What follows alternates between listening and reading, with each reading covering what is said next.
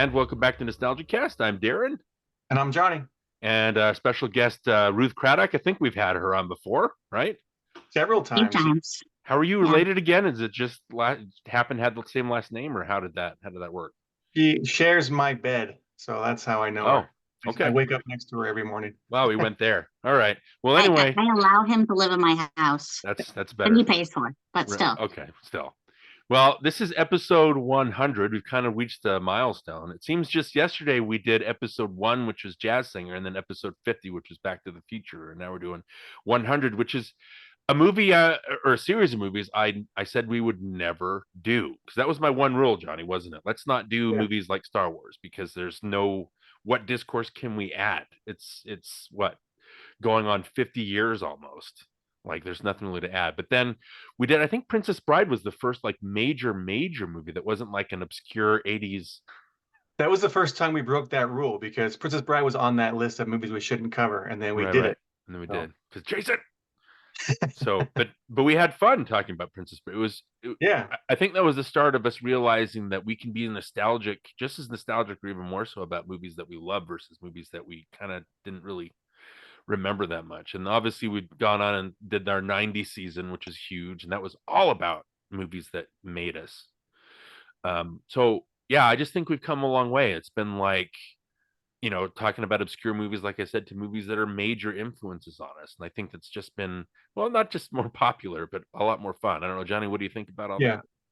Well, I mean, yes, we are breaking a rule, but I feel like it's necessary. Plus, this is a special occasion, so why not, go there? And so, plus Star Wars is huge, and also Yeah. Star Wars does play on nostalgia. Yes, I'm not the biggest Star Wars fan, and so I think that's why I brought on my ringer. That's why Ruth is here, because she is the resident Star Wars expert in our house, and Okay. so I was like, I gotta have you on this one because I'm not the Star Wars guy.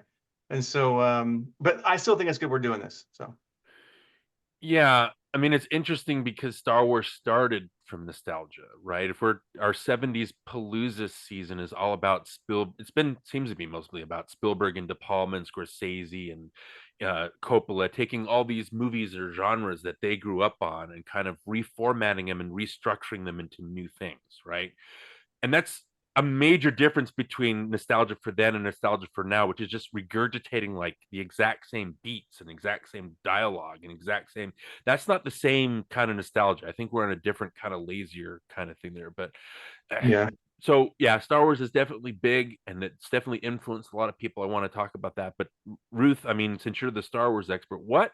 Let's start here. Like I don't want to do like an in-depth like we usually do for Star Wars. I just think that's going to be dull because everybody does that. Like I said, everybody's talked about Star Wars to death.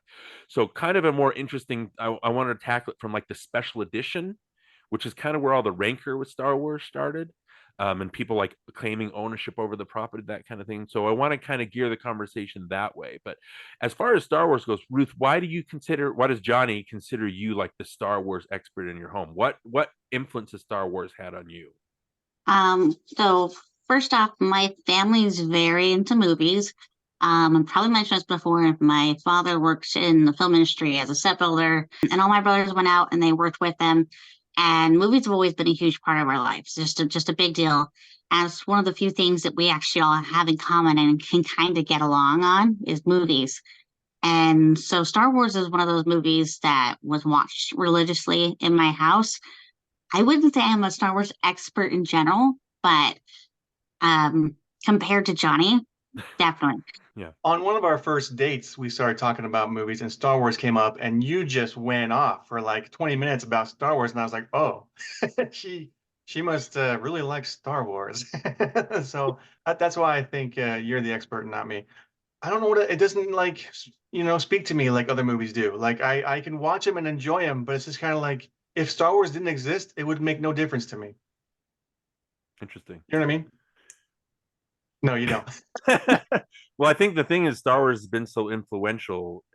Again, it's taking things that have been done countless times before and just repackaging them, right?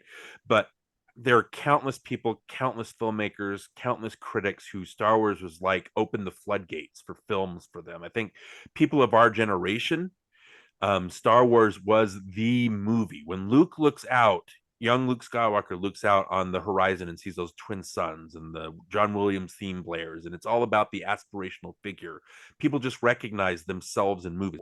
So Johnny saying that even if it wouldn't matter to him, I think our world would be much different if Star Wars didn't exist. Like I can agree with that. I see that. I know yeah, it made a huge impact in the film industry and right, in pop culture, so I understand all that.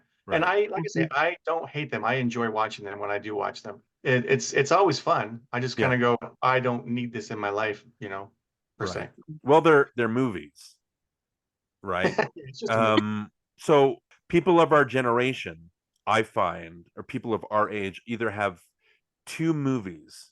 It's either Star Wars or Jaws that seem to get a lot of these filmmakers into filmmaking. I guessed it on Paperback Flicks with you and Ray. We talked extensively about Jaws, and I mentioned several times that Jaws was the movie that got me into movies, that got me interested in directing and how I could be presented on screen with the Brody character and things. So Jaws is my floodgates, right? But I can understand why Star Wars, and it's to the point where Star Wars is like, I don't remember the first time I saw it. That's how big it is. It's just always been, ever since I knew about movies, I knew Star Wars. It just didn't have that same, the Jaws effect, I like to say, even though, and again, it's one of the most popular movies, if not the most popular movie ever made.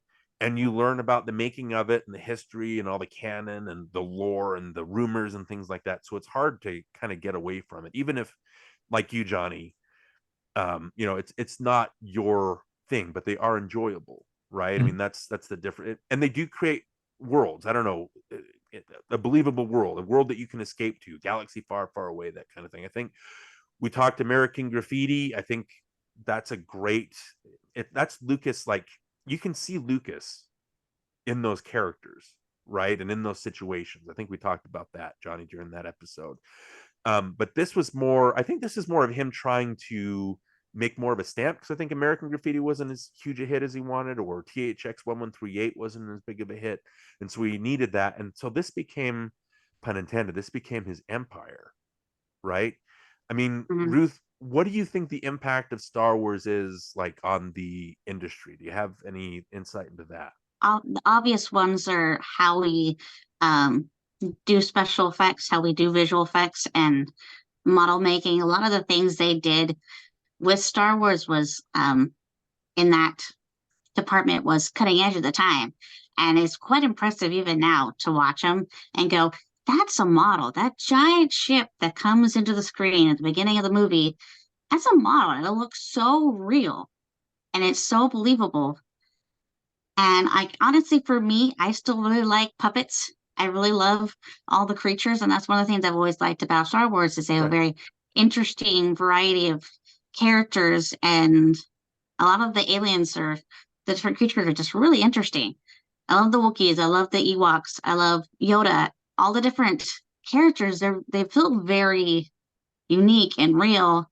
And it's easy to get into that world because they just make them seem so genuine that like I don't question that I'm in a real story about real characters.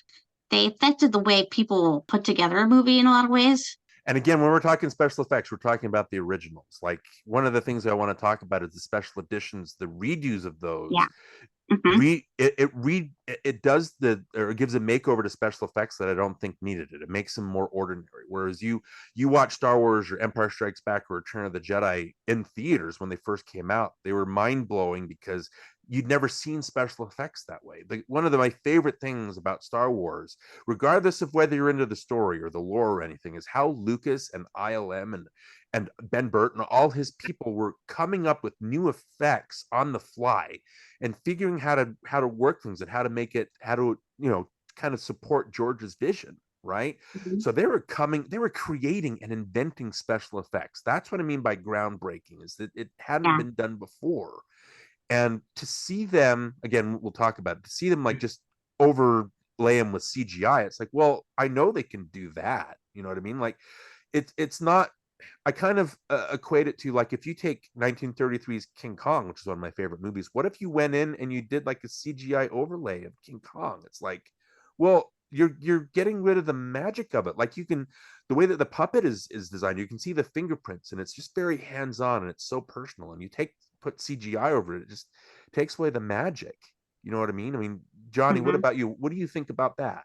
Well, I mean, I think it's no secret that George Lucas went over and he did these remasters, these special editions, Yeah, as a cash grab to raise money for the prequels, because right. that's what was next in the pipeline was these other movies, and so that's why he did it.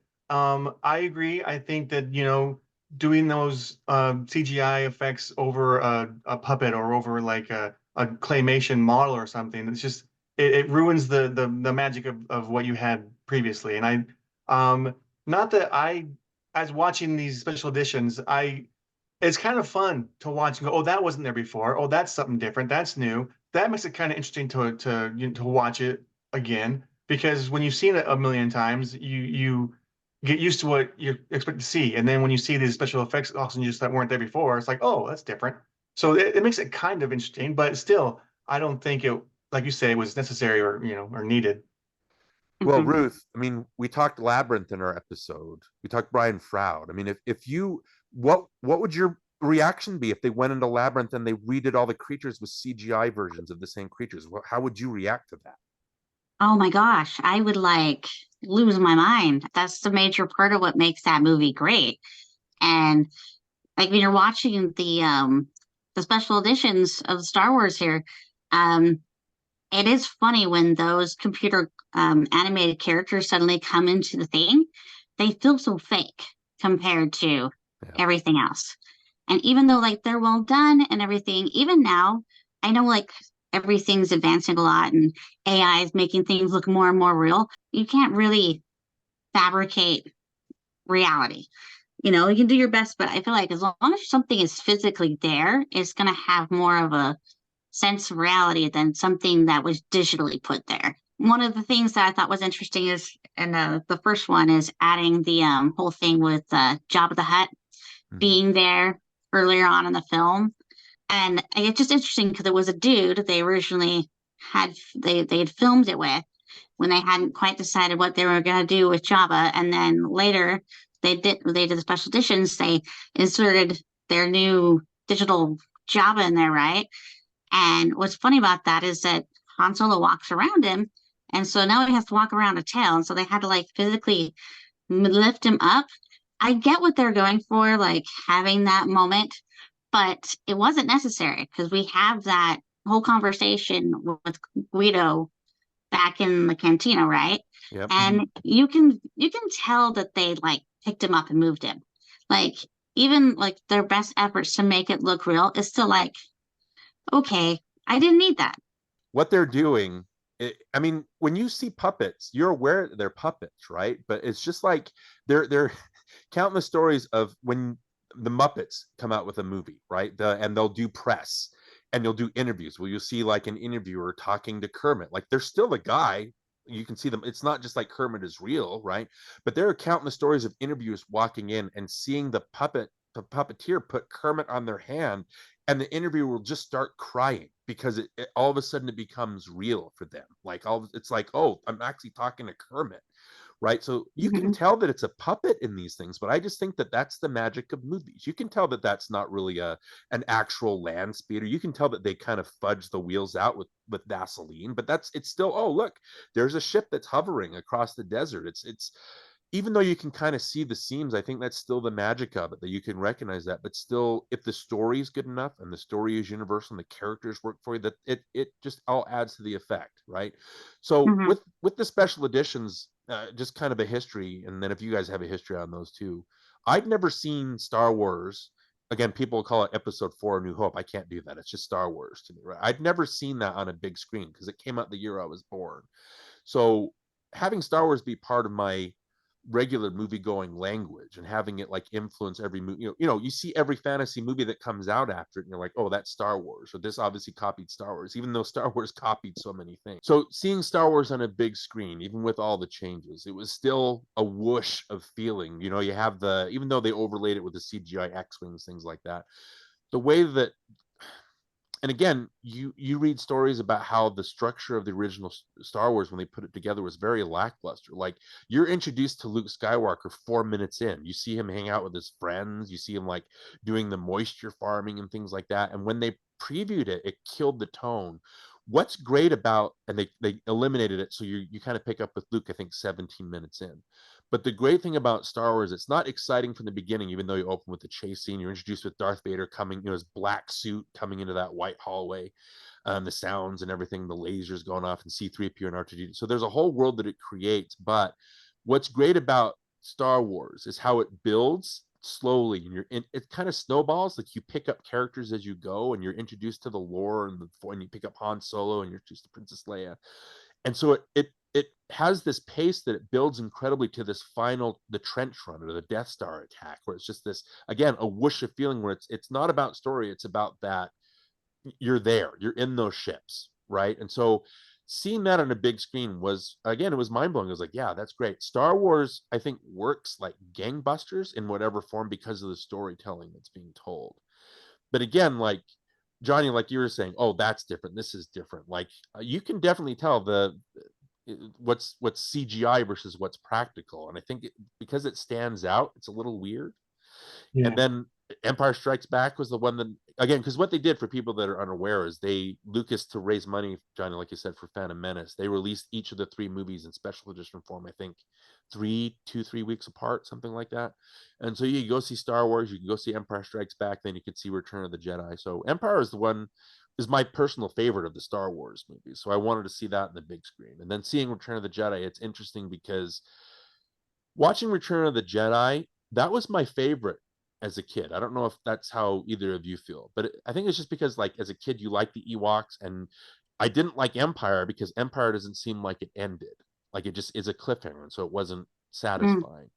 And then you see Return of the Jedi, and everything ends, and it's, oh, that's the ending. So as a kid, you're like, oh, that's the one that I like because it builds to a climax.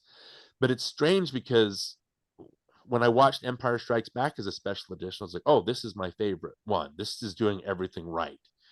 And we'll talk a little bit about why I think the cliffhanger works. It's a complete story, even though it ends on a cliffhanger.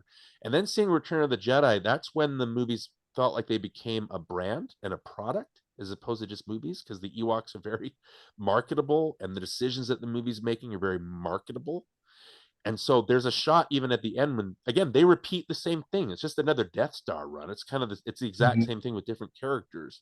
But there's a shot of one of the Star Destroyers that it crashes into the Death Star, and you can see the jets that are blowing the fire. You can see them blowing up from the planet, and so you're like, oh, that's a model. And so it just, watching those on the big screen was kind of, it changed me, because yeah, Star Wars is the most influential. Empire Strikes Back became my favorite, and Return of the Jedi was like lazy. Like, it didn't really work for me as an adult. So when I came to Return of the Jedi, I was like, oh, these are just movies. You know what I mean? Like, you watch me, like, oh, I can see the plumes, I can see the zippers on the back of the Ewoks. It's like, these are just movies. These aren't, to me, they became less of a way of life, and they just became movies, like exceptionally well put together movies. Because Jonny, I know that we all went to the special editions together. I think the story with, we stood in line when Star Wars opened, A New Hope opened, and we were in line, I think, for 3 hours. We went there for a matinee, and there was a line that went around the block. Jonny, I don't know if you remember the Academy Theater.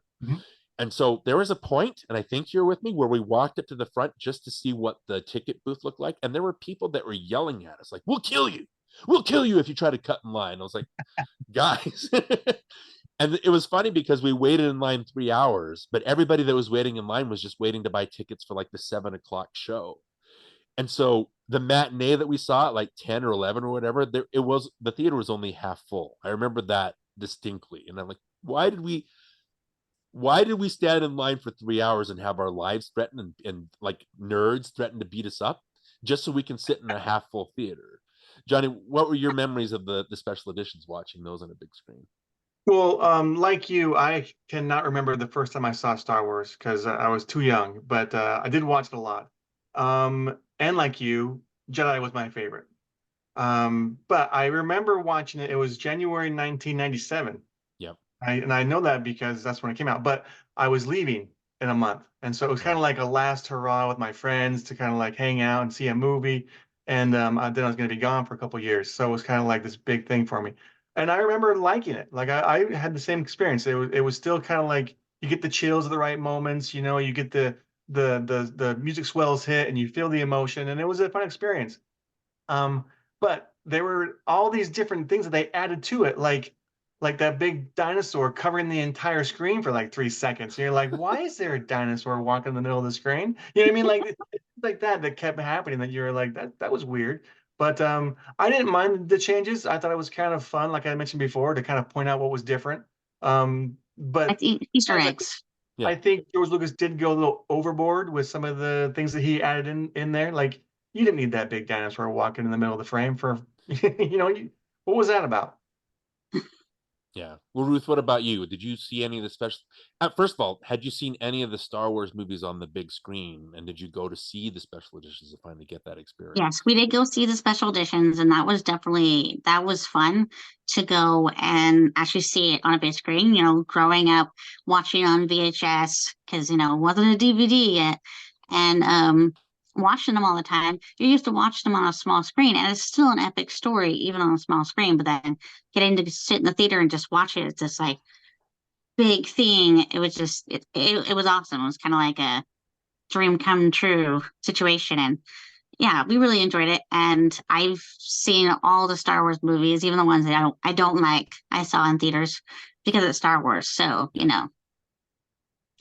like the brand, the story as a whole is enough for me that I will even go and see the ones I don't like because it's Star Wars. So Right.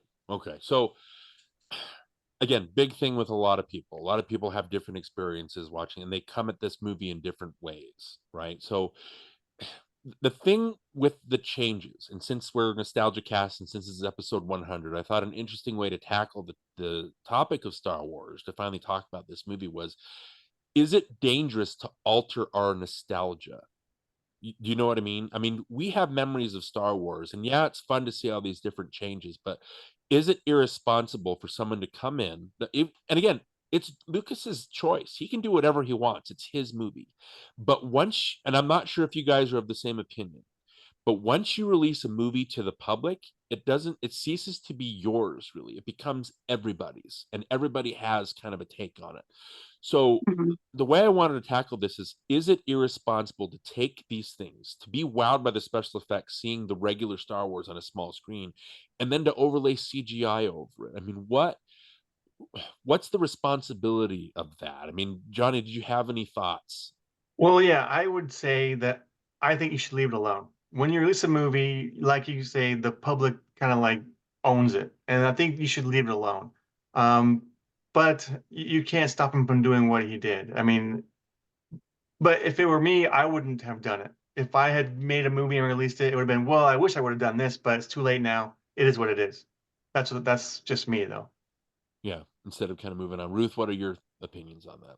Well, it's kind of like, you can't put the baby back into the womb. Like it's out there, it's its own human being now. It's its own entity.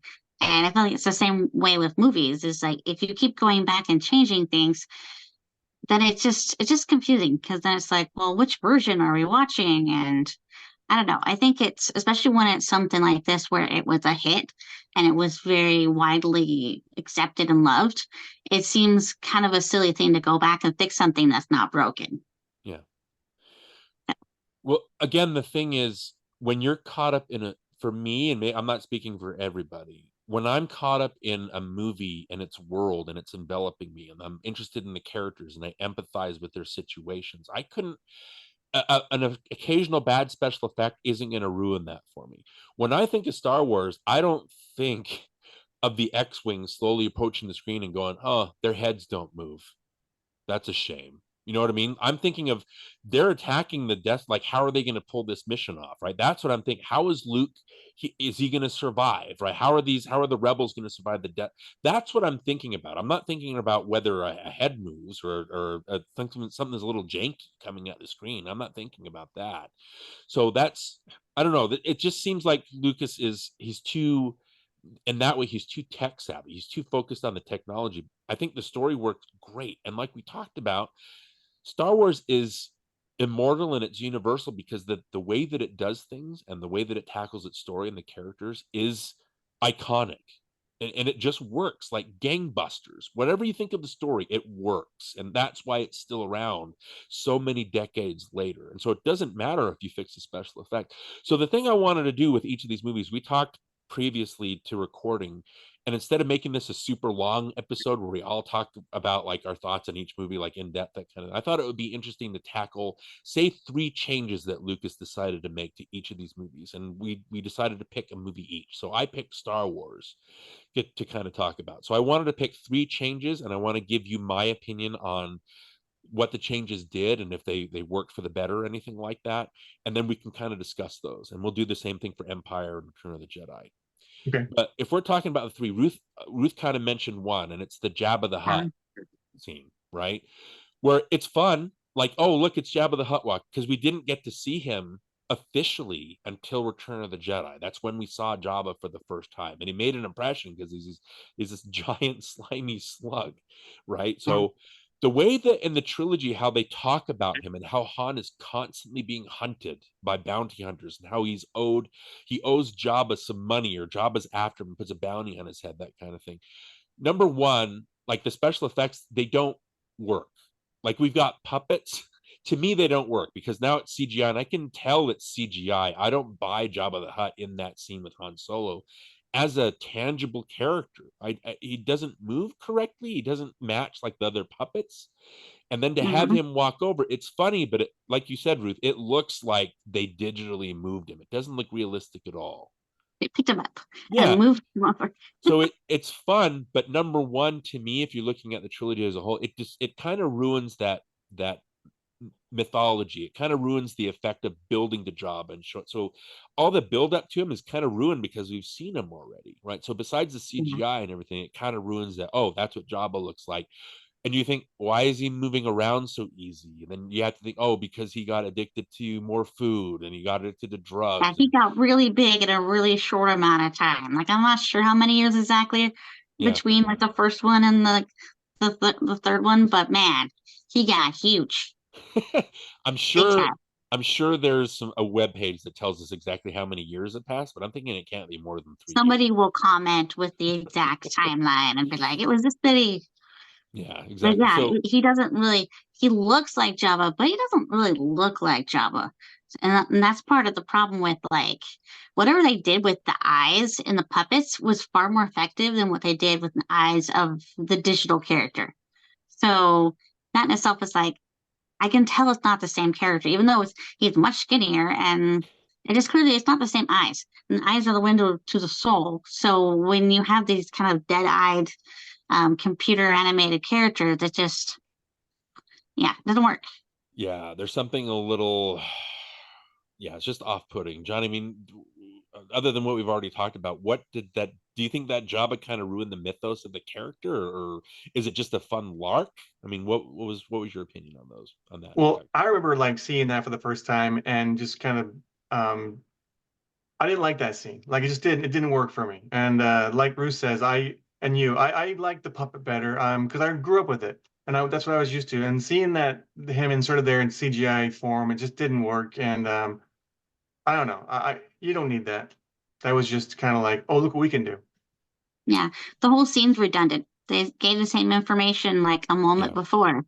And like, you're right, Darin, like it does kind of kill the whole build up to meeting Jabba, because he's sort of like the Jaws of the Star Wars movie. You keep hearing about him. He's this big scary mob boss guy, and then you see him and he's just this big old giant thing.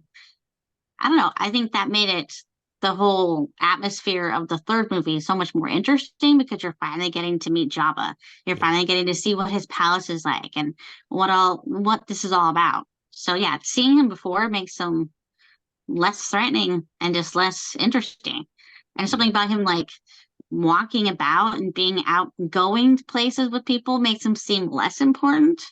You know what I mean? Like he should be you get the impression with the original movies that he's such a big mob boss, not like literally like he is, but that he's such a big important mob boss that he has all these other people doing his stuff for him. And he doesn't go chase down people. He sends the bounty hunters to go get him. No, you bring him to your palace. You have your big fancy place. He comes to you. So yeah, I don't know. It doesn't fit the character either. Yeah, it kind of ruins that mystique. It also ruins the pacing because again, we're talking about a snowball. Like we go and we're introduced to Han Solo in the cantina, and then he says, "Let's go," and then Obi-Wan and Luke meet him there. But putting that Jabba scene, it kind of kills that pacing and Mm-hmm. the build up to get. Also, you see the Millennium Falcon for the first time in that scene. So later, when Obi-Wan and Luke come in, and Luke says, "What a piece of junk!" It's like, yeah, we saw that already. Like it's redundant, like you said. Mhm. Mm-hmm. So yeah, I don't think that works storytelling wise. I think it's Lucas, like, because Star Wars famously was a group effort. It was Lucas had all these ideas, and then his technical people and his wife Marcia, like they all had input to make it work. And so it was a group effort to make this movie into what it was. There's some like continuity errors, like that you can see, like R2D2 when after they escape from the Death Star the first time, and he's reacting to C3PO like wrapped in those wires. Like it cuts to a shot of R2, and it's a shot of the Death Star. Like they're still on the Death Star in that shot. But because they were re-editing it to make it work pacing wise and story wise, I think that's what makes it work so beautifully.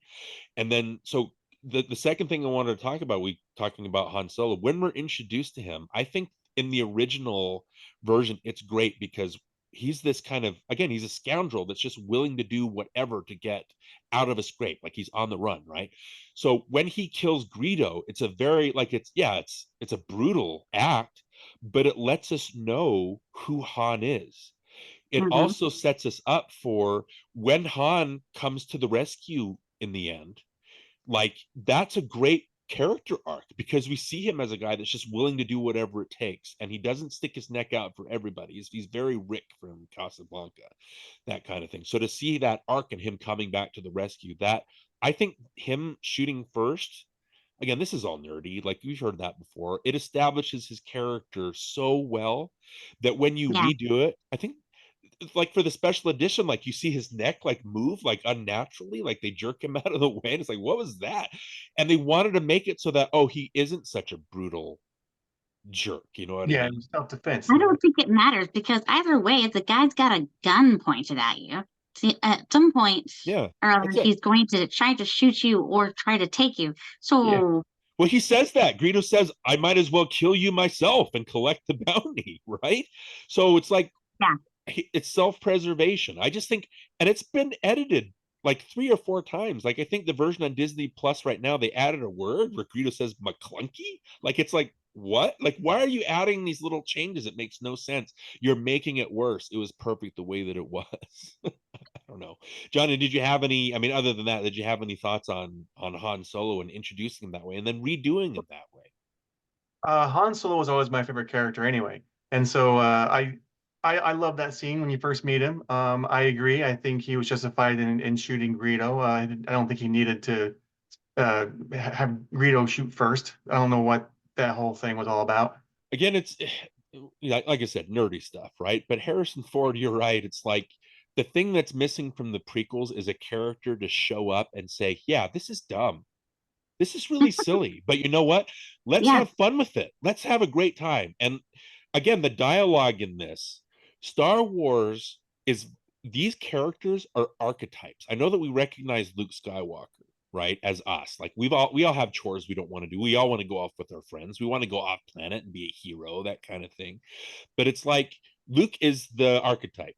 Obi-Wan is the samurai, right? You have C3PO and R2D2, the bumbling characters from Hidden Fortress from Kurosawa. Right? It's like you have the princess, you have the scoundrel, you have the bad guy all dressed in black. I don't think these characters are, to me, and it's not a flaw, these characters are all two-dimensional, but it's all to the point of being these archetypes to kind of take this genre and make it new. Does that make sense? It's not a flaw to me. I just think these characters are what they are within this story. Ruth, did you have any thoughts about that? well, yeah, I agree. I think they are more or less just stereotypes, but because of how the actors portrayed them, how the settings they were put into, the story itself, it makes it new. It makes it interesting. And like Han Solo totally carries the trilogy. I mean, I love Carrie Fisher, I love Mark Hamill, but Harrison Ford like really brings the heart and the soul, and the comedy kind of grounds it. He just like everything I laugh at has something to do with Han Solo for the most part. Like when I'm watching the Star Wars trilogy, and that is something that's missing from the other movies. They don't have that really likable sort of like, sarcastic, I'm not sure about this, but I'm gonna, make the best out of it anyways kind of character. And, it's a shame. Yeah. Yeah. Johnny, do you agree with that about him coming in and kind of making it okay to like this silly stuff? Yeah, I agree with that. Yeah, he's That's all I have. that's Harrison Ford, right? We talked about him in Apocalypse Now. Yeah. It's like, oh, this guy gonna go somewhere. And so Yeah. the final thing that I want to talk about with Star Wars and the final change, we've already kind of talked about it. It's that trench run. It's a Death Star attack. Where first of all, because of the editing, the original story was the Death Star was just out there and the rebels decided to go attack it, which fine, right? But the way that they re-edited, I think they did like voiceovers and some kind of inserts, that kind of thing. They made it so that the Death Star had shown up and was targeting the rebel base. And so now they have no choice. They have to go and they have to stop it before it's within range of the planet, right? So the editing, again, the way that they restructured it is beautiful because it adds tension that wasn't there to the original cut. But going back to those special effects, yeah, it looks cool. The X-wings are much better looking. Like I know Lucas had a problem with it, but again, when you're a kid and you're watching Star Wars for the first time, I believe that those are ships that are actually flying in space. I believe that there's people in there because we keep cutting into it. It doesn't matter that they don't look realistic. They look realistic enough to me that they work. Mm-hmm. And what it comes down to, if they didn't change the editing, they added a lot of good sound to it, right? To add to the feeling of it, make it more rich. But they didn't change the pacing, they didn't change the editing. All that is still there. So even if you didn't change the ships, it would still work like gangbusters. To the point where I think that this movie has the greatest crowd pleasing moment in the history of movies. The way that they built Han Solo to be I just care for myself. They get ready. He's like, no, I got to get out of here because Jabba's waiting for me. And then Luke says, he understands, but he's kind of disappointed that Han's not going with him. And then Han says, like the empty platitude says, may the force be with you. That kind of, just to give him some comfort. And then he turns to Chewie and he says, what are you looking at? I know what I'm doing, right? And so it takes Han Solo out of the picture for so long that when he shows up, when it's right down to it and it's building and Darth Vader's bearing down on Luke and he's the last one and he's gonna die because Darth Vader has him within his sights, and then all of a sudden the other TIE fighters get blown away and it's like, what? And it shows like Han Solo, it works because we knew it was coming because they set us up for it, but we also didn't expect it at the same time. It's so rousing and it's such a great moment because they built to it. I think it is the greatest crowd pleasing moment in the history of movies, and it's not because the X-wings look better CGI. You know what I mean? Yeah. I remember watching the movie this time and being like, it's awfully convenient that this worked out and this worked out and this worked out. But you know what? Because of the whole thing with the Force and like how everything plays into each other and everything's meant to be, it works. So you're not sitting there going, well, if Han Solo hadn't come, then, well, and like the whole thing is that if Luke wasn't there, would they have been able to destroy the Death Star? Because nobody else was being able to make that shot. Right. But if Han Solo wasn't there, he wouldn't have saved Luke, and Luke wouldn't have saved everybody else. But if Vader hadn't been in one of the ships, he would have died too. And so like there's all these little like, well, this is convenient, but because of the world and the story itself, I buy it. It doesn't bother me. It's just like where there's a lot of stories where it's just too convenient how everything happens because it's a plot device. Yeah. But for some reason, it doesn't feel that way when you're watching Star Wars.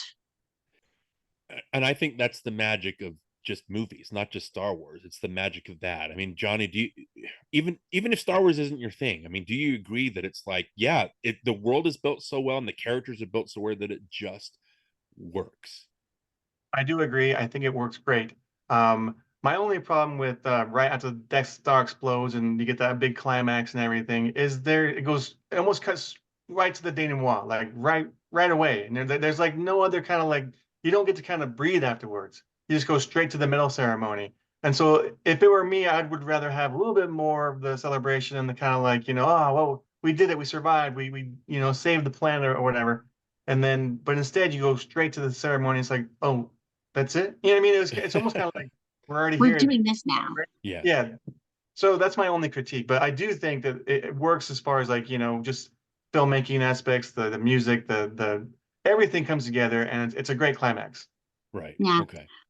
My one comment about that whole medal ceremony is how come R2D2 doesn't get a medal, C3PO doesn't get a medal, Chewie doesn't get a medal, and like I would have loved to watch Leia put a medal on her own neck. Weren't we joking about that? Like we're watching, we were like, one for And you, I'm like, you know what? Why are these the only two? one for me, Why are these the only ones getting medals? Because and I'm a general. there was a lot. What was the team effort here, people? What did Han contribute? He just came in at the last second. Why does he get a medal? What? Exactly. We were there the whole time. Oprah Winfrey just showing up, just tossing out medals. Okay, so Star Wars, we all agree that it works. So if we're gonna move, let's move on to Empire Strikes Back, which Ruth, that's your topic. So the three like changes or anything that you want to, what did you want to chat about with Empire? Be perfectly honest, I had a hard time spotting the changes in the second one. You might have to point them out to me because, like, I was having the hardest time seeing them. Like, what was different?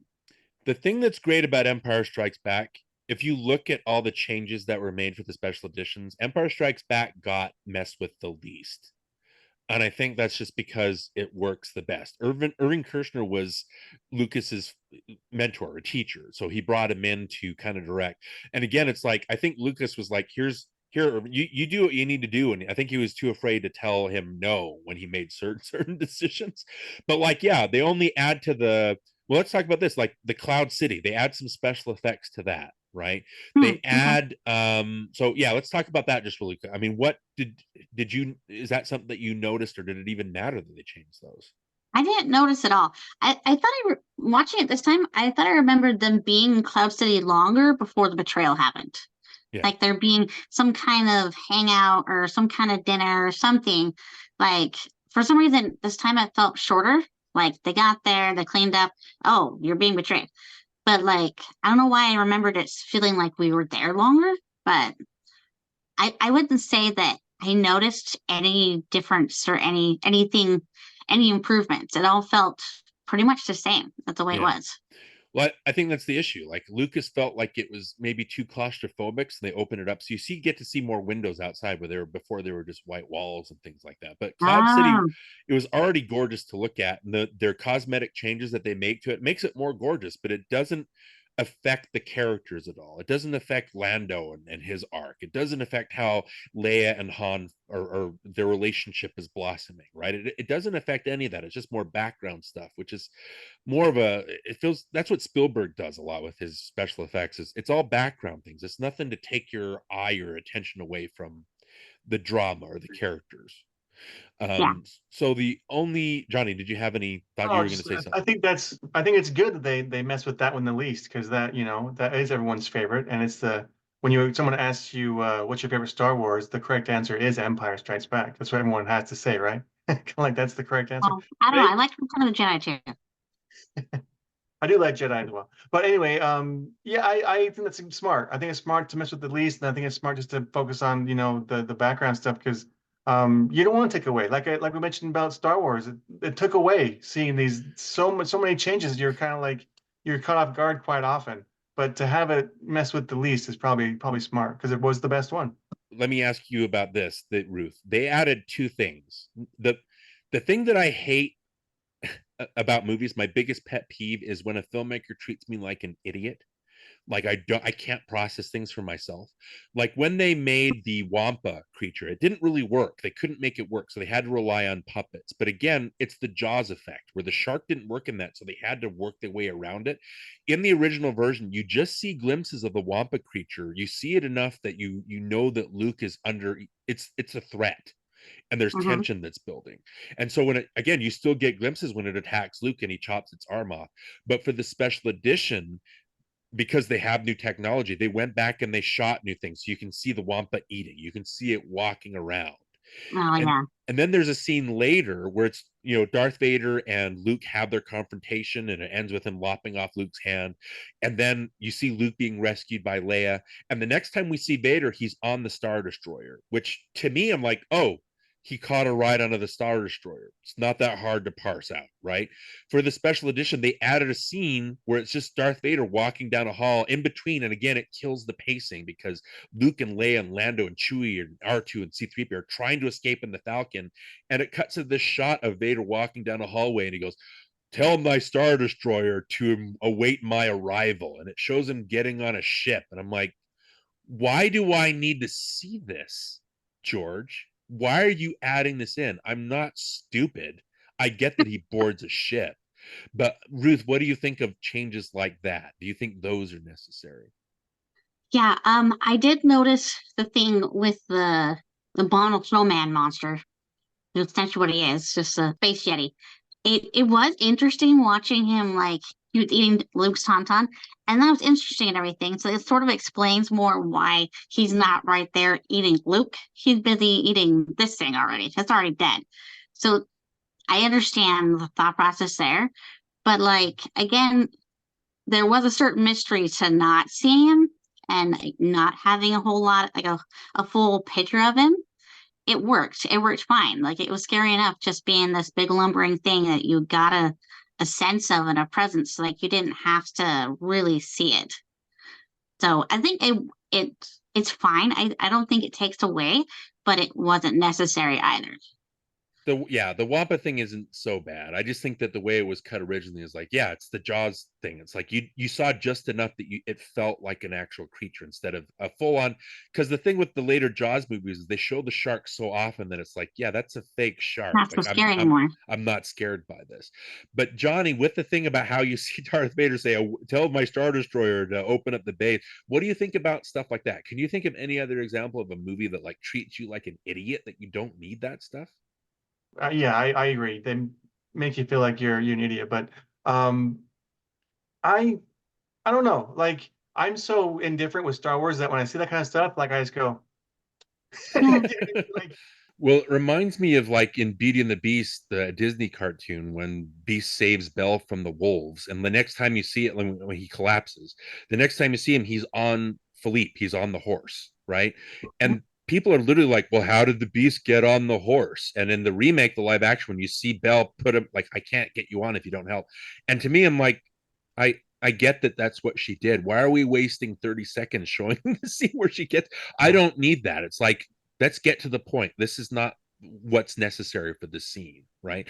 But again, it's the same thing. Empire Strikes Back is widely regarded as maybe not just the greatest sequel of all time, but maybe one of the greatest science fiction action adventure movies of all time. Why would you need to go in and correct things? You know what I mean? It makes no sense. Yeah. So my controversial take on Empire Strikes Back, it's my favorite because they take the archetypes and they make them living, breathing, actual people instead of just hitting requisite beats. You got Luke, who's, yeah, he wants to be greater than, he's still learning. He meets Yoda, and he's, you know, I want to be a Jedi, and he's weak, and he fails and all these things. You see Han, again, he, when you take him in the first movie, he's like, yeah, I don't stick my neck out for nobody. And he's constantly saving people. In this, he Mhm. goes out and he's selfless and he saves Luke, right? He's piloting the Millennium Falcon to get the rebels off of Hoth, right? To go and outrun them. And then Leia, she falls in love with Han, obviously. I think one of the themes of this movie is not believing um what's in front of you. It's like you're more than what your eyes see. It's like Yoda, like he's a little cute puppet, but he's also one of the great Jedi master. You know what I mean? Mhm. It's like Princess Leia looks at Han, this scoundrel, but she falls in love with him because he's human. Like she can recognize the selflessness in him, right? Darth Vader, you have a scene where one of the guys walks in and you see Vader in his little chamber, and you get a subjective point of view where you see like the helmet lower onto, and you see his white head. So all of a sudden he's not, oh, there's a human under there. You know, that you start recognizing that these are people. They're not just archetypes. And so they become, this is where I fall in love with the characters, where I recognize myself in Star Wars. This is where I fall in love with them as people, right? So What my controversial take on Empire is, I think this movie is so good, and it tells you, because if you look at the visual storytelling of the first Star Wars, Lucas and Gilbert Taylor, they just focus, they're static shots. The camera rarely moves. It's just, you get shots. It's very John Ford. People walk in and out of frame, that kind of thing.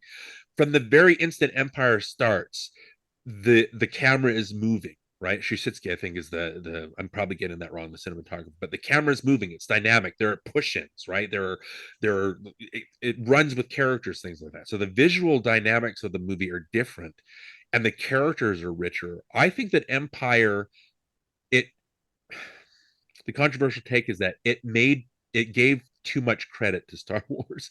So now everybody is expecting Star Wars to be as good as Empire Strikes Back. And it's just not, because Lucas made this movie and this series for 12-year-old kids. And Empire Strikes Back, it seems like it's for the adult in everybody. The themes that it's tackling, and the way that the movie moves. I think as far as blockbusters go, this is the perfect balance of spectacle and philosophy. When you see the spectacle, when they're in the asteroid field and they're outrunning the TIE fighters, and then it cuts to Luke training with Yoda, even though he trains for like what, 2 days with Yoda, that's it. It feels like it takes longer. But they talk about the Force. When Yoda says it's more than this crude matter, it's around us, it builds us, it helps us, that kind of thing. The way that it mixes the philosophy with the spectacle, I don't think there's a movie that does it better than this. When you're learning from Yoda, you're never weighed down. You never want to get back to the action. When you're in the action, you never want to get back to the stuff with Luke. It's all perfectly balanced. I just think that Empire, it gave everybody an unfair expectation of what Star Wars could be. I can see what you're saying. There is a lot going on in Empire Strikes Back that when you think about it, like, it could be boring, being like, oh, we're over here on this boring planet in Dagobah, and it's a swamp, and they're just doing a montage. But I loved how they didn't really do a montage.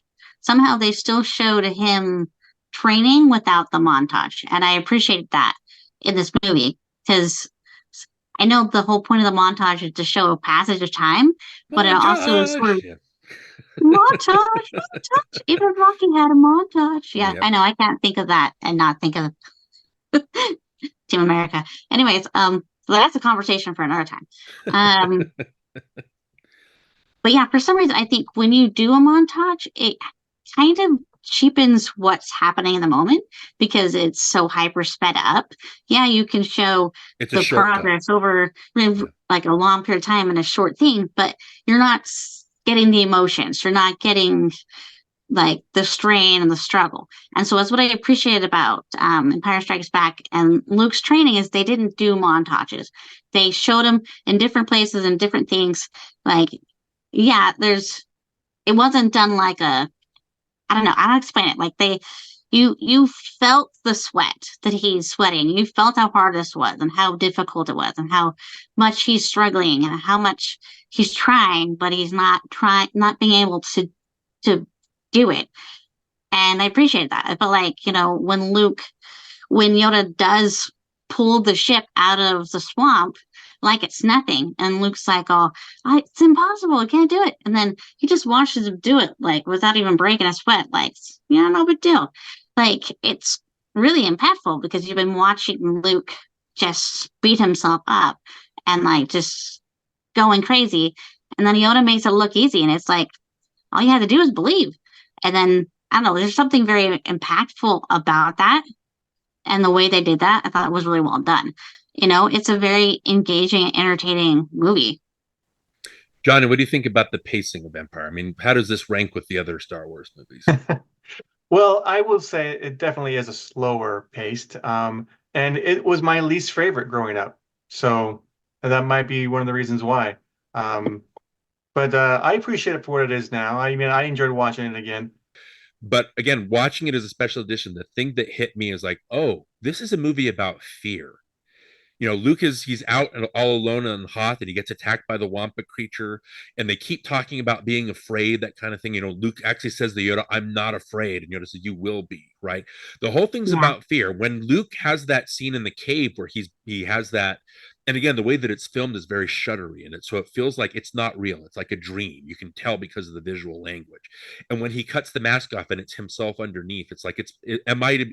We don't realize that's where it's headed, but it's like, am I to become this? It's that kind of thing. When he Yeah. feels when he's training with Yoda and he's upside down, he's like Han, Leia, and he falls right. And I know that my friends are in danger and I'm afraid for my friends. I've got to go help them. And Yoda again is like, well, you're failing then. It's like, well, I can't help it. I've got to go save my friends. I can't stand to lose them. And so at the end, it's shot like a horror movie. When Luke is fighting Vader and they're all silhouetted and the lighting is just shooting up from the ground. Like, again, it's a horror movie. It's all about to highlight that fear. And when Luke gets his hand lopped off and all hope is lost and he's at the end of that, the stanchion or whatever, and Vader says, join me. It's like, we can rule this galaxy as father and son. And what's great, what hit me watching in the theater was that, oh, this is Luke overcoming his fear. He can give in and to the dark side, but no, what does he do? He's, well, I'm gonna jump off. Like, I'm not gonna do this. I'm less afraid of falling to my death than I am of joining you, right? And so to me, that's a character arc that's complete. So even though we've got this cliffhanger stuff with Leia realizing she's in love with Han and how he's frozen in the carbonite, and you see Boba Fett like fly off with him, and Leia can't get to him in time, and all this stuff. It's like, yeah, there's that cliffhanger stuff to set us up for the next movie, and I think it does a great job building to that, so we can feel Leia's loss when she's looking. She knows what she wants, but it's gone, and how is she going to get it back? Right? It's like, you have all these arcs and it feels more like an art film than a blockbuster film. And so to me, it was like, oh, this feels like I'm an adult watching this. I'm not just a 12-year-old. If this feels like it's something rich. And to me, the final change that Lucas added that I was so upset by, because when Luke jumps off and it's this majestic thing where he's not afraid anymore and he's taking charge, George decided to add a no, like when he's falling, like he's screaming. And it's, to me, when I was in the theater, I was like, you just completely killed the whole point that I was getting from the movie. Like, now he's, Yeah. so to me, it seems like the visual language is like, Luke is like, sure, I'll join you. And he slips and he falls. So having him scream, it's like, oh, he's just upset that he fell. Like, he's an idiot. Right. And so it's Might like, as well have added the Wilhelm scream in that fall. yeah, why not? Right. Just something. So again, it's the irresponsibility of that. It's like, and again, I think there was such an uproar that Lucas took it out when they released it to DVD when it was finally released there. But when you're building this movie and it means something to somebody, and you latch on to, again, that part with Luke overcoming his fear, and then you add a frightened scream, to me, you're taking the meaning that I felt from the movie away from me. And I feel that's irresponsible. Yeah. Ruth, what do you think? I agree with you. Like, it's so much more powerful knowing that he has no idea what's going to happen if he falls off of that thing. He doesn't know where it's going to go. He doesn't know if he's going to survive, but he's finally to the point where he's not afraid to believe and have faith that it's going to be okay, because this is a better choice than giving in to Vader, to giving into the dark side. And like, whereas before he couldn't have the faith to even pick up his own ship, where there was no real danger, there was nothing trying to hurt him. Now he's in a situation where, like, emotionally he's being attacked, and like physically he's been attacked, and he's in a corner essentially. And it would be so easy to just buckle and to not have faith, to not have courage, and not to be brave. But in that moment, he's like, I don't know what's at the end of this long tunnel thing, but it's better than giving in to you. And so, like, he really is overcoming his fear. And there's something very profound about that. It's like, okay. And, it works out, but because he had the faith. And I agree. Having him yell like, oh no, I'm going to die. It's like, no, he's not afraid. It's like, you didn't get the point of your own story. Yeah, exactly. Well, even Luke hanging and calling Leia, that's him embodying the Force, right? It works. Like, he's able to make it work. So again, it's all this character stuff. It feels to me as an adult, because I can recognize this stuff, it feels like a complete movie. And that's why Empire, it raises the expectations too high. But again, it's like, yeah, this is magic. Like, this is made the first Star Wars better. It's an improvement on all that. So again, I love that. And the last thing I want to say is I think this is my favorite John Williams score out of any score Mm. that he's done. It's so breathless, and it starts out with, you have the Star Wars theme, you have the Force theme, but now he adds the Imperial March to the roster. He has a theme for Leia and Han, their love story. He has a theme for Yoda. He even has a motif for the droids. Like, he gives them a musical motif that you can hear over and over again. And we saw Empire with the Utah Symphony, where you see the movie and then the symphony plays along with it.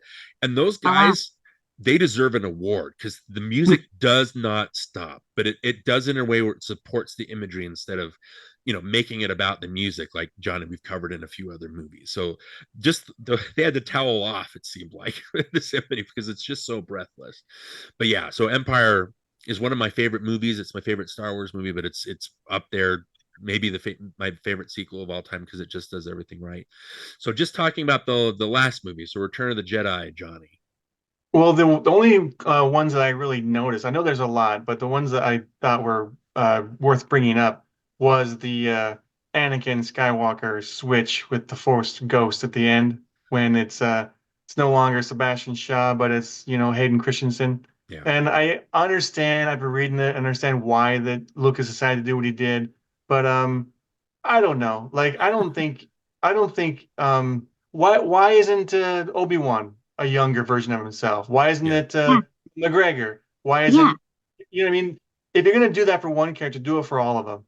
I don't know. Ian McGregor wasn't available at the time. I don't know. Maybe. Well, wasn't it because like they were brought back in like their perfect form? Like that was the last time he was perfect. Where it's funny because when you're watching it, if I was Luke, I'd be like, "Who's that?" Yeah. I just saw Sebastian Shaw. I saw what Anakin Skywalker looks like. Who's that guy? Like, why is you know what I mean? It's just funny, but So yeah. Well, good for Hayden Christensen, I guess. He's in Return of the Jedi. I Like, guess yay. he managed to get into the original trilogy. Right. That's just a strange change. Yeah. But I mean, overall, I didn't mind a lot of things they did in Jedi. Like I say, when I was younger, it was my favorite movie. I think it's still my favorite out of the Star Wars trilogy. Just because I just enjoy the different parts of the movie. I love the Jabba the Hutt sequences. I love the Boba Fett stuff. Even the Ewoks. I don't mind the Ewoks. You know what I mean? Like, they never bothered me. I think it's fun, and it's a good comic relief in those time in that sequence as well. So, I mean, overall, Jedi is great. But if you guys have anything you want to add as far as different things, because you probably notice more things than I did. The Ewoks, to me, again, like I said before, it's all about merchandising. Like, it became a brand with this movie. We can market the hell out of Ewoks, right? Everybody's going to want an Ewok to cuddle with. But the thing that's Didn't they interesting, try to do like a TV show or something yeah, of they the did a couple Ewoks too? movies and things like that. There's an Mhm. interview that James Cameron did with George Lucas where they talk about the point of the Ewoks. And yeah, it was supposed to end on Kashyyyk or whatever, where Chewbacca comes from. But Johnny, we talked about in Apocalypse Now how George Lucas was originally attached to that, and he got caught up in Star Wars, so Coppola took it. This is Lucas's Apocalypse Now because the Ewoks are the Viet Cong. Like, you have the Empire, this army that's so well put together, and they're so well prepared, and they encounter these kind of ruffians or barbarian type. I'm not trying to disparage the Viet Cong, but that's exactly what happened. Like, they weren't prepared for the native ways of this land, right? So that's Lucas's Apocalypse Now. That's his statement. It's like the Viet Cong won that war because the Americans, the stupid idiot shove my nose in everything Americans went in there thinking they were the hottest, and they ended up losing so many people. Like, it was just a pointless thing. What about the song that they decide to add, where all of a sudden all the like Cy Snoodles, I think that's her name, where she all of a sudden she becomes not a puppet but a CG character that can run around? What did you two think of the Jedi Rock song that they added in the middle of the Jabba sequence? Uh, I I get that they're like, hey, look what we can do, but like, yeah, she's creepier, even creepier than she was before. Like, she's a creepy design to begin with, but like having her be CGI and everyone else is a normal puppet or a person is, well, then you have the other guy that like, that was singing with her too, the cockroach looking guy, whatever. I'm not sure Right. what he's supposed to be. Um, and he gets all up in your face, and we see the inside of his mouth, and it's like, oh, good for you. You can, animate the inside of someone's mouth. Thanks for showing me Oh, that. look, his uvula. Yeah. Yeah, I'm so glad I got to see the guy's uvula. Yeah. Yeah, that was interesting. I actually, but the part I appreciate more is the extended scene with the dancing girl that gets shot down into the monster dungeon, whatever. I do enjoy that, especially since like the behind the scene thing is they actually got the same actress to come back and she was still in great shape and she still essentially looked the same. So they're just able to reshoot it with the same lady. I'm like, that's pretty cool. But did you really need it? No, but it was cool. So Yeah, I think if anything, the only thing that bothers me besides the CGI not matching and all of a sudden having a song in the middle, it's like Empire Strikes Back again went so far to show you that this is adults can enjoy this too, right? It's not just a kid's adventure. And then Return of the Jedi just takes you right back to, oh, this is for kids. So again, like I said, watching Return of the Jedi as a special edition, the whole time I was like, oh, this is just a movie. It's not a way of life. And that's what it kept telling me. It's if there's a definite visual style to the first Star Wars, there's a definite visual style to Empire Strikes Back. This one, until that shot where you see Luke and it's like Vader's looking for him in the Death Star, and it's like, so you have a sister, and it shows Luke split between the light and the dark, which is a very artistic shot. You get what that's saying. Up until that point, it is the dullest looking of all these movies. There's no shot that really stands out. It's just all kind of matter of fact and just objectively shoving people in the frame. So I don't know, it's just not interesting to look at until that part. And then I think this isn't my favorite. This is probably my least favorite of the trilogy, but that ending is my favorite part of the trilogy. I don't know if that makes any sense. When Luke finally gives into his anger and he's pushing back and it goes from the darkness into the light, it's just the mythic legend of two knights basically fighting with swords. They're clashing swords, and the chorus rises, and it's Luke giving in, and he chops his own father's hand off, and he wins. Such a powerful mythic moment, and it builds to that beautifully. And you've got the Emperor goading him on, that kind of thing. And yeah, my favorite part is when Luke is being electrocuted to death for like 10 minutes, seems like, where Darth Vader is just kind of staring at him. But then yeah, Vader finally does what he needs to do, and he because of the love for his son, he overcomes his dark side, which is strange because he's so evil in Empire Strikes Back. I don't sense any change. Like when Return of the Jedi starts, Darth Vader is already kind of neutered. Like he's not as menacing because the Emperor comes in, right? So when Darth Vader has that change and he throws, again, everybody's dream is to throw their boss into a giant chasm, right? That kind of thing. But it's that powerful moment of, the father is, the son has gotten to him. He's saving his son. He's doing the right thing. He's overcoming that evil. But again, in the special edition, Lucas added the no later. After you see, and I think after Revenge of the Sith, for when they released it on DVD, he added Vader going, no, when he picks him up and throws him. And it was like, because they wanted it to rhyme, I guess, with Revenge of the Sith. But it's like, I don't need that. Like, why are you making me laugh at a point where it should be really mythic? I don't know. I just think that, but yeah, that whole last part is my favorite of that whole trilogy. And I like that the victory celebration that Williams added in, because it doesn't just show our heroes on Endor.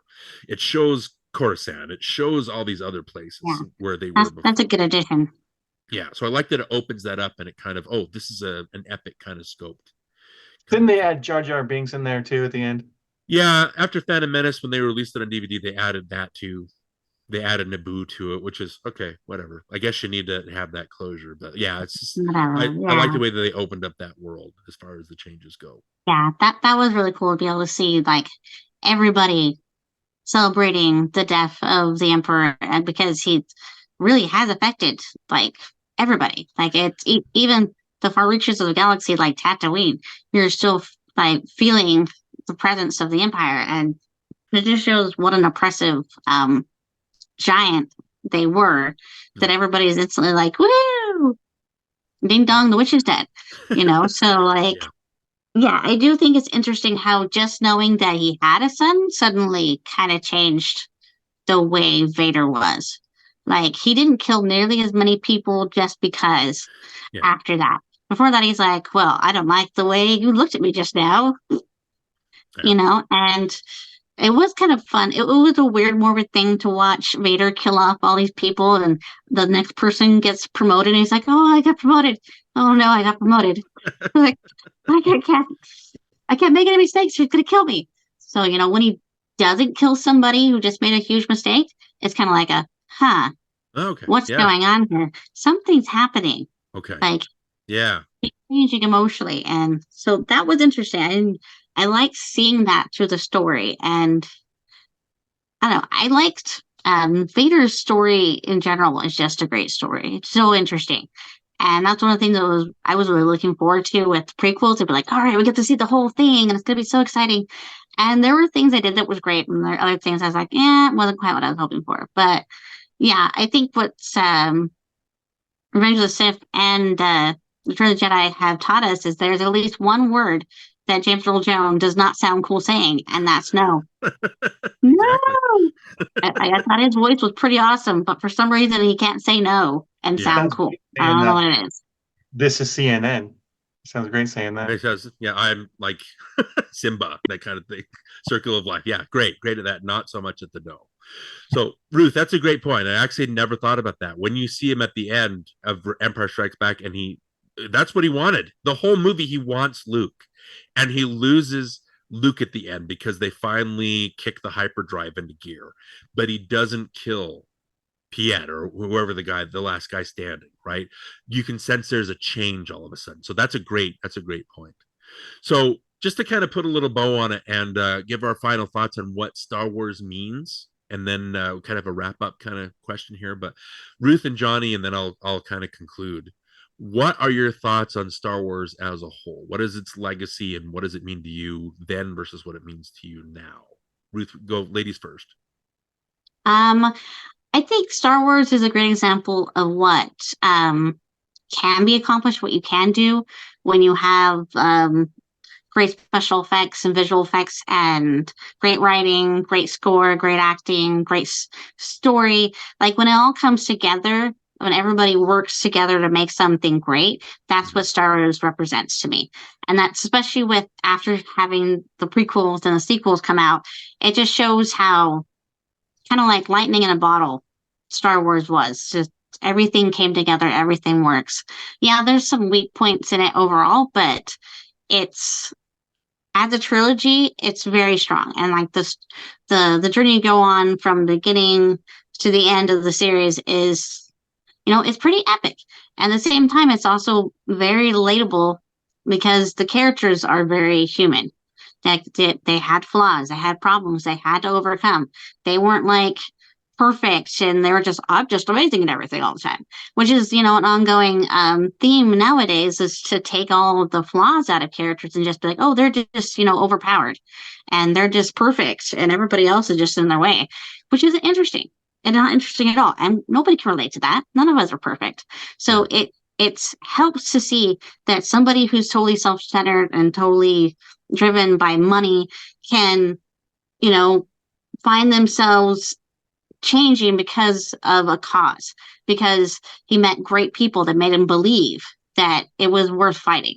That's something that a lot of people can relate to. And then of course Luke is very relatable because when he starts on a small planet and he has big dreams and he wants to go out and see the world, and then when he does, he's like, oh crap, the world's the rest of the world's universe is pretty big.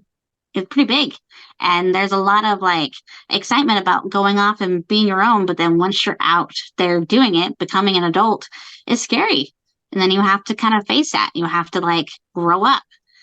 And Leia's an interesting character because she's she kind of started off, she's a princess, she ends as a princess, but she goes from being like this very cold and very like matter of fact, very business like, to kind of growing a heart and like softening up and like, I don't know, just becoming more real, more relatable, just being able to let her heart grow, because she doesn't just let Hans in, she lets Luke in, and that relationship builds to like the point when you find out that she's his sister, you're like, yeah, okay, that makes sense. That works, And then when you watch it, knowing that she's his sister, you can see the moment where Obi-Wan's like, oh my gosh, here's Luke, and there's a message from Leia. I think this means it's time to go and, fight the Empire. Like you can see like the wheels in his head, like just spinning. And it's fun to look back once you know what's going to happen. It's, I don't know. I think there's some shows where once you've finished it, you're like, okay, I'm done. I don't need to watch this again. But for me, Star Wars is one of those things where you can watch it again and it's even more enjoyable the 10th millionth time you've watched it, because you can see all the little things that were put into it. You can watch the little intricacies and, just see all the details and watch everything unfold. And it still is thrilling and it still is fun the 100th millionth time as it was the first time. Great. Jonny, what about you? What she said.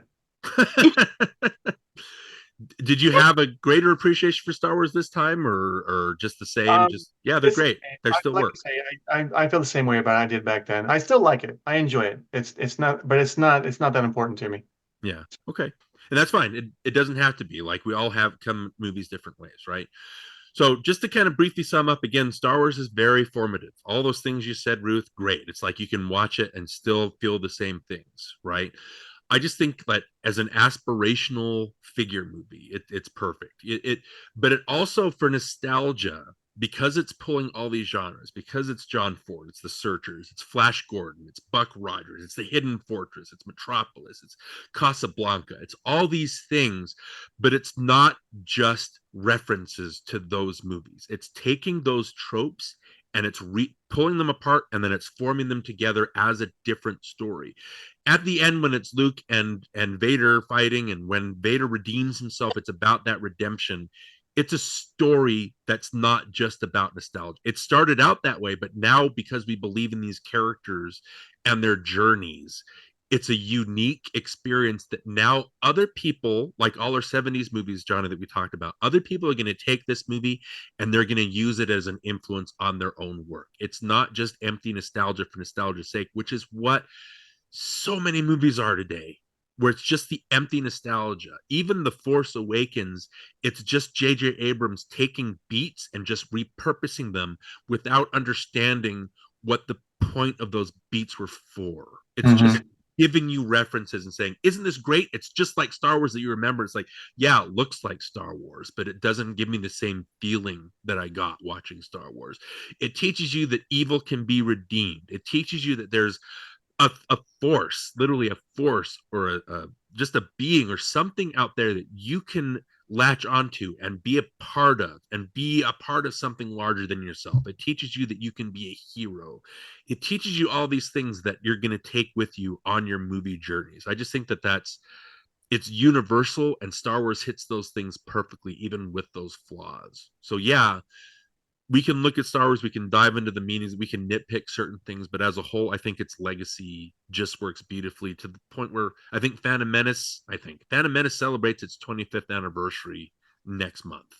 25 years of the first prequel, right? I mean, that's Star Wars has lasted, some would say, to diminishing effect, but at least we still have these first three movies that are, we don't have to watch the rest, right? We can just take these three and they're very formative, and they're with us forever, like always, right? So yeah, Star Wars. So Jonny, just as kind of like a final thing, like instead of just doing our typical thing and then like piecing out, as far as like our history, and Ruth, you can even chime in here since you're our editor, our video editor, and you've done such a great job putting all these videos together, and we appreciate you doing that. Jonny, what, doing 100 episodes and looking forward to the next 100 we're going to do, I mean, what have you taken away from NostalgiaCast so far? What have been your any favorite moments? I mean, anything that's changed you, anything you want to do in the future? What are your thoughts here? Well, I will say what I have learned through this process is that sometimes I'm too close or too attached to a movie that I can't see it objectively. I can't look at it through critical eyes. I'm just like, nope, that I'm not gonna like tear them apart. Like Better Off Dead's one of them. I can't tear it apart. It's just Young Guns, another one. I'm just too close to those movies. They mean too much to me. And so it might not be the perfect movie, but I don't care. Do you know what I mean? Like, I'm gonna love the movie no matter what, It someone gives you else. the perfect feeling, so Like that's you the guys point. with Star Wars, you guys love Star Wars, Yeah. and I don't, but I understand that. I understand that how you can be so close to something, how it means so much to you, that it doesn't matter what someone else says, and that's kind of what I've always kind of thought about critics anyway. You know what I mean? When you listen to critics, you're like, okay, it doesn't matter what you think, I like it. You know what I mean? So I enjoy it. I get enjoyment out of it, and that's what really matters. And so I think doing this podcast and watching these movies and going back and revisiting ones from our past, it's been a lot of fun for me. And it's been a growing experience. And but my biggest takeaway is that, it doesn't matter what someone else thinks, it matters what I think. And I'm gonna be fond of the Yeah. movie no matter what. Yeah.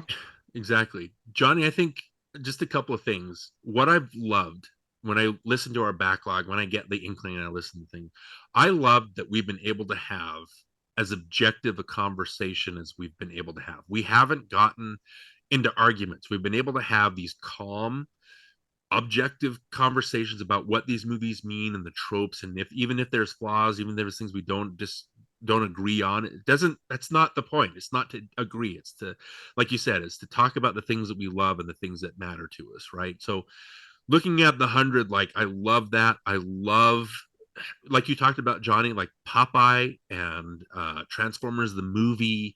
There are just some movies that I'm like, yeah, I don't know if this is a bad movie or not, but I love it. Like, and that's what matters, right?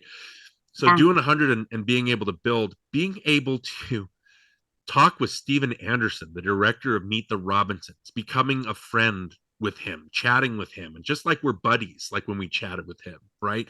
Being able to pull my friends, Gareth and Andy, off of Popcorn Digest, the people that inspired this, talking to Megan Kearns, Lindsay Washburn, Brian Scuttle, Robert Yanis Jr. It's like and Jason from Binge Movies, all these, Wen Lei, who we talked to about Fifth Element, just an honor to talk to all of these people. I'm missing so many people. Jeanette Mickenham, like way back when, Lauren, way back when. We've had so many great guests that I can't wait to kind of bring back on. Again, I'm missing a lot, but just know that if you're listening to this and you've ever guested with us or you've commented on things we've talked to you, I'm so grateful for you guys. Just being able to have these conversations like Jonny and I have, just being great friends and just being able to chat about these things because we love them and not get angry and upset with each other, and kind of soulmating everybody, right? I just love it. So Yeah. that's my main takeaway. I'm sure there's others and we'll probably chat about them maybe in a later episode. But as far as, like, I guess our video editor, Ruth, I mean, what watching your husband and his best friend chatting about movies, what are the takeaways that, and again, you too, Paperback Flicks, being able to bring you guys on, again, a great honor. But what is your takeaway from being a part of this journey that we've taken? One that Johnny's really cute. He looks really good on film. I never get tired of looking at him, I in don't either. person, and yeah, I'm a big fan. And that, you guys have a great chemistry and you're really funny. It's really fun to watch you guys talk about movies and to hear you guys talk about your past and the movies that you've done. And, maybe because I know all the stories about all the little short films and things you guys did together in high school. So there's like all this extra history there. It's just fun. Just fun seeing two lifelong friends talk about movies. And quite honestly, that's what inspired me to want to do my own thing, with one of my really good friends. And it's been a blast being able to do that with Ray. And I'm grateful that I started doing that. And I've gotten back into reading more. And I've always been super opinionated about movies. So now it's just I'm doing something positive with all that opinion and all that energy. So yeah, it's been a big for me because it's been great. It's been fun editing them and putting them together, and there's something very fulfilling about seeing the new episode come out, and it's fun watching Jonny get excited about something, or having something to do that's not a band, but and it's not it's not a movie per se, but it's like, I don't know, it's cool that he has this other thing that he can work on, he can do. And I think it's been really good for him, and it's been nice being able to connect with you and to share all this stuff with you, and just almost like we're not living in another state. Like we're still there or something. So yeah, it's been really great. I think it's been a lot of fun. I'm really glad you guys decided to start doing this. Like what, 8 years ago? How long has it been? Yeah, And 8 years. Yeah, been a long time. Yeah, it has. Yeah. I'm grateful too. So yeah, All good right. for So you guys. Ruth, when do we thank you? So again, you've been on plenty of times before, but again, for people that don't pay attention, how can they find Paperback Flicks? And then are there any episodes you've done recently with Ray that you'd like them to check out? We just did The History of Love, which is a book and a movie I'd never heard of. So that was interesting doing that. That was actually a really good book. I was pleasantly surprised. And that was a lot of fun. You can find that. Next thing we're doing is Little Women, which is an old favorite of mine. So that's going to be interesting. And you can find us on all podcasting places and, just paperbackflix.com. And we have a Twitter and we have a Facebook. We're there. You just, just go looking, just put it in there. Paperback Flicks. And yeah, if you don't mind the silliness of two old friends just goofing off, which is mostly what it is. We're just goofing off. Jonny and I know what that's yeah. like. Yeah, we're clowns too, so we get it. Yep. Well, no. You were a clown. Darin's a professional. You're the clown. Okay. Gotta keep Jonny humble. Okay. He can be. Yeah. But yeah, I mean, 100 episodes, Jonny, this is great. I'm glad that we just again, a Ghostbusters movie just coming out in theaters. It's weird that a Ghostbusters movie inspired this podcast, and a Ghostbusters movie is not in theaters right now, and so it's just cyclical. Everything's so great. Ruth, we're obviously going to have you on in the future. This is, we're not hitting 100 episodes and then quitting. We're looking forward to the next 100 and the different things we're going to do. There's a lot more to talk about. About. Okay, so Jonny, for episode 101, did you have something planned? Well, I kind of teased this with you off the air, and that is we're going to go a Stanley Kubrick route. Okay. And do A Clockwork Orange. Oh, no. Okay. All right. Well, I have feelings, and we have talked about that off air. So I think this is my chance to read the book, not necessarily to watch the movie again, maybe. But yeah, I'm going to definitely want to check that out. So yeah, going from Star Wars to A Clockwork Orange, that's quite the journey that we're taking. But again, 100 episodes of NostalgiaCast, it's been quite the journey we've taken here too. But until then, obviously, may the Force be with you. I got nothing.